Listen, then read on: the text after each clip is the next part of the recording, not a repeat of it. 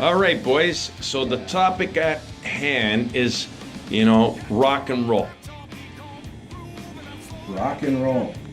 Yeah, that's a good topic. A lot of people say rock and roll is dead. No, that's, Never died. music has changed. No doubt. Perhaps rock and roll has kind of taken a bit of a back seat because now today, the big push is for pop music and rap music and all that kind of stuff. And good music, for sure. Well, you look, even when we're playing and we'll pull out like an Elvis tune, and everyone just floods the dance floor. That's right. Elvis started all this rock and roll. Because rock and roll's not dead. See, we're It's kind alive of, and well. yeah, I mean, we're in a unique position because, when we were coming up the ranks and when we came into the world, all this stuff was just evolving. It was just beginning. Yeah. So we had a chance to be there, to see the firsts, to see the Elvis and the Beatles and the stuff that all this was built from. And the kids now, they kind of look at us sometimes, they go, wow, you were really lucky to witness that firsthand. It's You fresh. It's fresh again, right? Yeah, it's definitely. well, yeah. Definitely What's the fresh, saying, right? What's old becomes new again. You can go on the internet, you can go on YouTube, and you can find tons of rock bands. Still out there. They're out there, and good bands, like bands that sound good, they sound polished. And when you listen to the music, you can tell that they're inspired by the. There's still an interest in rock and roll. Yeah, It's there, but I think it's being overshadowed by a predominantly Pop culture. with obviously with the dance orientated music, which there's nothing wrong with, which is No. it's got it holds its own ground, but coming from a time where rock and roll ruled, now all of a sudden where rock and roll is, where is it? Yeah. And like it's overshadowed by everything. It doesn't mean it's not there. It's just that hardworking rock bands are having a hard time making a living or just trying to kind of fight their way through all of that. But the kids, you can definitely see that the kids, are interested in it again. That's for Sure they are. It's recycling once again, right? I think something that was really interesting was just a few years back, I think it was the American Music Awards where AC/DC opened the show. And, that evening was, I would say, predominantly it was a lot of the soul and the pop and that sort of stuff, which really kind of took the reins in leading the way as far as like the music that was really popular. But when AC/DC started that night, they came out and they just drove a couple of really classic songs of theirs. Everybody was on their feet. All the different artists out there of all the different genres, you could tell they just love that good in-your-face hard rock, guitar rock. How many times AC/DC will come out and steal the entire show? Well, this is it. I mean, Because of the energy they bring out. you see Lady How they Gaga got up the there and energy. Katy Perry and all these pop stars of the day, and they're singing the songs and they're just rocking out with it. And you're looking at that and you go, rock and roll's not dead. They know Are them. you kidding me? They're 20 years old and they know the songs. They know the songs. They know. If you go back far enough, you find the roots of what brought us to where we are today. And a lot of the kids now, they want to go back and they want to discover the roots and go, where did all this come from? And when they discover it, it's, I mean, I see kids, 10, 12 years old playing Zeppelin, Singing AC/DC. Yeah, Aerosmith, all that stuff, early Stones, Yeah. they're just eating it up. That's for sure. I remember once I met this kid from London. It's about 4 years ago. I was at a venue here in Toronto, and he was a big Beatles fan, huge Beatles fan, and we were talking, and through the conversation, I happened to mention that when I was very, very, very small, I had the opportunity to see the Beatles on Ed Sullivan.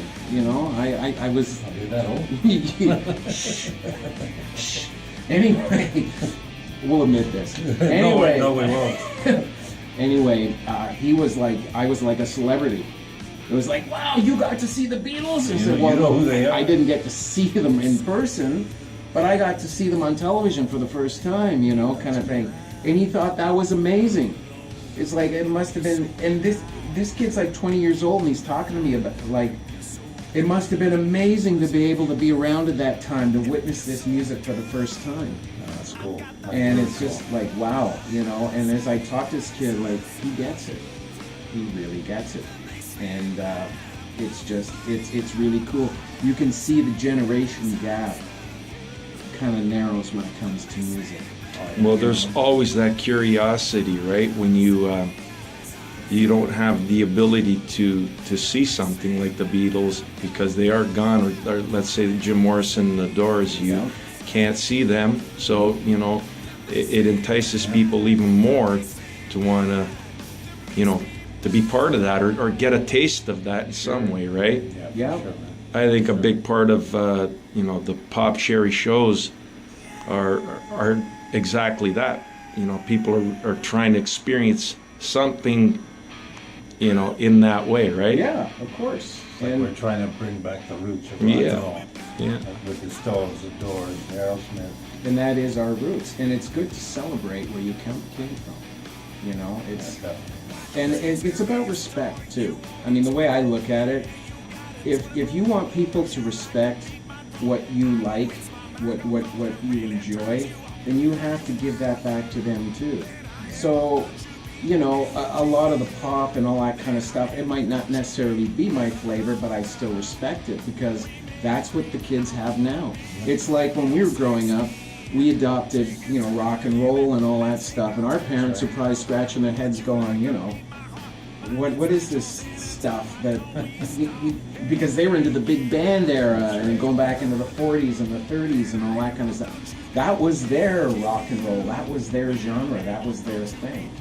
So it's who knows what the kids are gonna be listening to 20 years from now, you know? One thing I know, the rock and roll will still be there. I don't think rock and roll's ever gonna go anywhere, you know? I mean, you hear people say rock and roll is dead. Well, you know what? I think it's all a perception thing.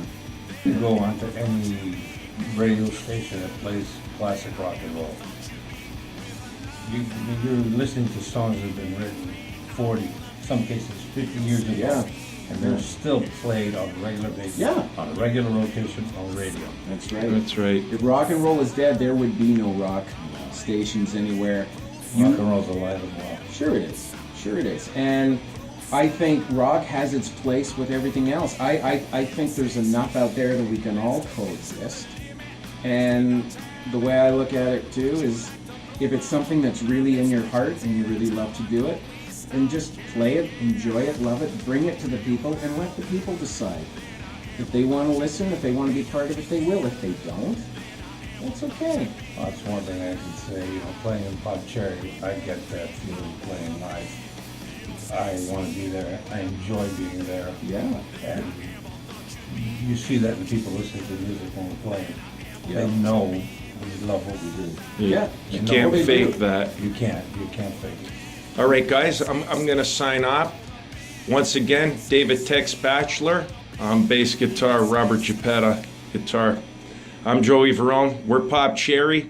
Leave us your comments down at the bottom there. Let us know how you feel about rock, and we'll revisit this subject again. All right, people, signing off. Keep it Rock real, and roll. baby. Keep it real.